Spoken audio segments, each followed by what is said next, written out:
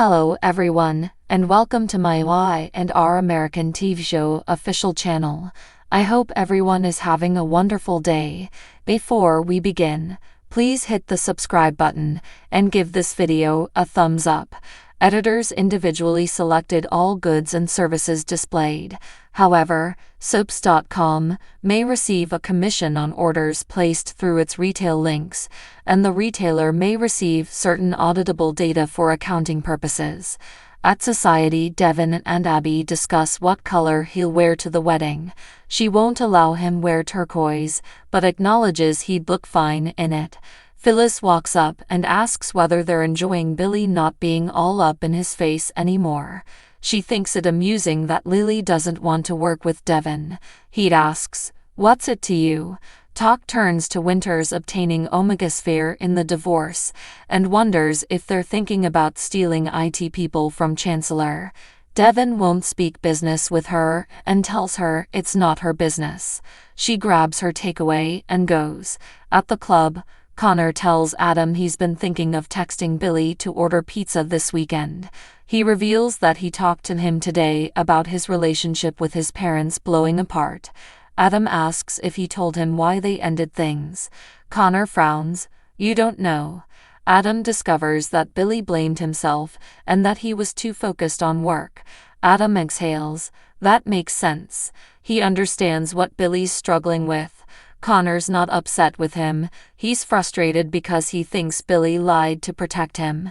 He has a hunch something horrible happened that no one wants him to know about. Connor says with OCD, he notices things most people don't. He noticed things weren't right with him and Sally, and now she's walked out. "Did you and Sally break up too?" Adam says, "Technically, yes." Connor remarks on the two couples breaking up at the same time. Connor observes, "It's like something happened with you and Mom that fouled things up." Adam assures the kid it has nothing to do with him. Connor asks, "If it's not my fault, whose is it then?" At Abbott Chancellor, Chelsea comes up in the doorway of Billy's office. He asks what she's doing there. Chelsea is trying to remain busy and cooked cookies. She also wanted to thank him for talking to Connor. Billy claims it wasn't a huge deal and she didn't have to bring him anything. Chelsea says Connor told her he took the blame for them splitting up. "You didn't have to do that." Billy cares about the kid. He thanks her again for the cookies and waits. Chelsea tells him it crushes her heart to watch him hurting. "I am never going to be able to forgive myself for ruining what we had." She hopes they can get it back. At Sharon's apartment, Nick informs Maria and Faith that their mother's at Crimson Lights. Esther will keep an eye on her and stated she didn't seem like herself. He'll bring her home and then they can all have a conversation. Faith wants to go with him, but Maria talks her out of it. Nick promises his kid she'll be okay. Nick exits and Faith starts cleaning up.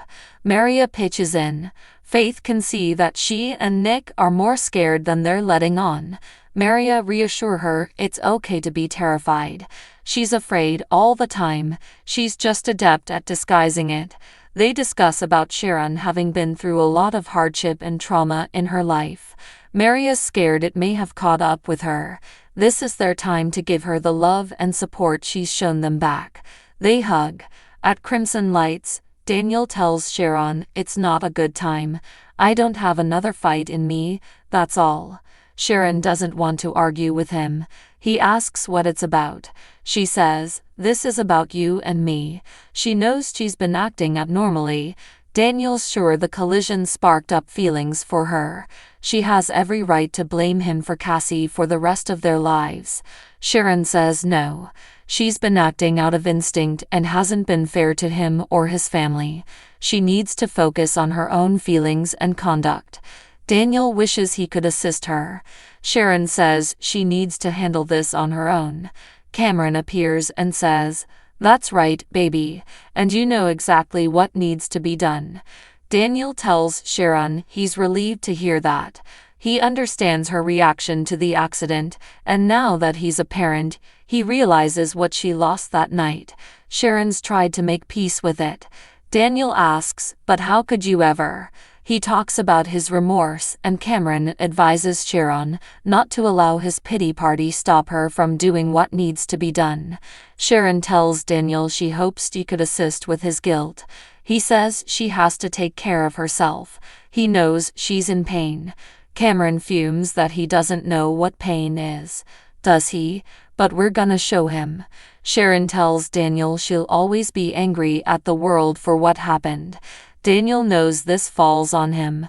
Sharon assures him Lucy had nothing to do with it and shouldn't have the fallout. Daniel says they're working hard to convey upon her that what she did was terrible. Kids that age can be hit hard with rejection. It's reached the point where Heather has proposed they leave Genoa City. Sharon moves forward. Maybe you should do that. Daniel frowns. Why would you say that? Cameron encourages Sharon to quit fighting it. You're clearly trying to get him to move away so that you don't have to do what you know you have to do. Daniel supposes it would be better for her not to have to run into him. Sharon insists she has to find another method to deal with her anguish over Cassie no matter where he is. She's sure Heather will be fantastic at helping Lucy deal with things, but if she keeps running into Faith, objectively, it might be better if they moved away. Daniel wonders, isn't Faith going back to college soon? Sharon snaps, that's not the point, Daniel. He narrows his eyes. No, it's not, is it? He gathers this is about the two of them. He can see how much she dislikes him. You're just never going to get past this, are you? Daniel guesses it's killing Sharon to have to sit there and chat to him. Nick enters and Sharon tells him she was just apologizing to Daniel. She assures him it's not true that she can't stand the sight of him. There are a lot of reminders of Cassie. Daniel nods, like Lucy. Sharon assures Daniel she doesn't hate him. She has no room in her heart for anything like that. She just needed him to know she genuinely is sorry. Daniel says, I am too. Sharon informs him that whether they decide to stay or move, she won't be going off on him or his family ever again. At Abbott Chancellor, Billy informs Chelsea that something has been broken, and they both know it can't be fixed. Chelsea wishes there was something she could say or do. She's very sorry for hurting him. Billy knows, and he accepts her apology. He's upset with himself that he can't forgive her. If it had happened with anybody else. Just then, Phyllis walks in and exclaims, "Hey." She instantly understands it's a poor moment. Billy tells her they were just finished. Chelsea grimaces, "Bye, Billy." After she goes out, Phyllis informs Billy whatever she walked in on is none of her business. She's brought food and knowledge. Just another thing I come to the table with. To Abbott Chancellor. As they dine, Billy questions Phyllis about her intel. Phyllis tells him that Winters is attempting to poach some of their IT skills. Billy reminds her he hasn't hired her yet. She needles about the morale around the organization and wants him to lock down the IT staff into a non-compete clause and make sure they're pleased. Billy praises her for the information. Eating Chelsea's cookies, Phyllis tells Billy that as his business partner, he can bounce anything off of her concerning Chelsea. You can tell me, I'm all ears. At Society, Abby complains to Devon that Phyllis is always listening and lurking. Devon says they should go someplace and leads her out by the hand. At the club, Adam tells Connor he still wants Sally in his life. They found their way back together previously. Connor feels she's been good for him. Chelsea stands behind Connor as he explains that what he had with his mom was better. It was something more. In the park, Devon and Abby cuddle and look up at the stars as they consider whether their destiny is written up there. They kiss and canoodle. Devon assures her, "Maybe I'll take you up there one day." Abby says that would transport them to heaven. He takes her there every day. They kiss. Devon tells Abby the wedding is incredibly important to him, committing himself to her before their family, God, and most importantly, their son. With that love, there's nothing they can't do. At Crimson Lights, Daniel gets a text and informs Sharon and Nick that it's Heather asking to have a chat with Lucy about what's next for their family. He stands and tells Sharon he admires her strength. If he loves his kid half as much as she loves hers, he's doing something right. Once alone, Sharon tells Nick she's been on an emotional roller coaster. Nick's delighted to see she's in a better position with Daniel. She asks whether everything is okay. Nick tells her Faith's having a tough time and he'll take her to the house. Sharon doesn't want to leave her car there. Nick says, "Okay, then I'll see you at home." Nick exits and Esther looks uneasy.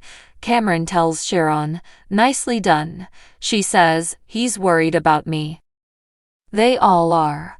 Cameron tells her they won't allow them stand in the way of doing what they need to do.